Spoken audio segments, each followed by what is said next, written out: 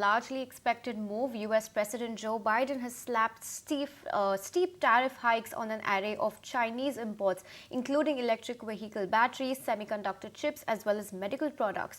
Now, the new measures affect $18 billion in imported Chinese goods, including steel and aluminum, semiconductors, electric vehicles, critical minerals, as well as solar cells and cranes. The EV figure, while headline-grabbing, may have more political than practical impact in the US, which imports very few Chinese electric vehicles.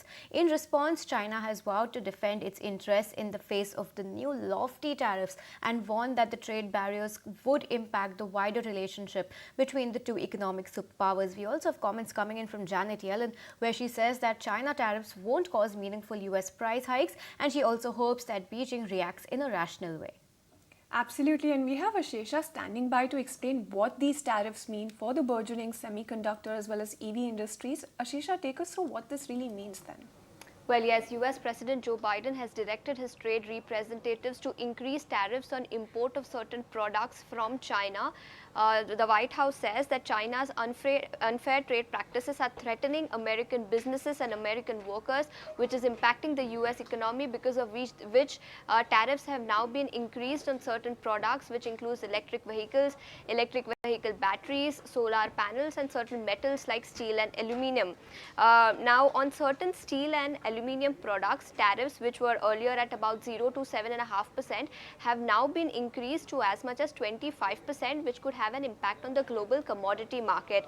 US says American workers face unfair competition from China's overcapacity in steel and aluminum. Remember, China is the largest producer of steel and aluminum, and it supplies these commodities globally, which has an impact on the global commodity market.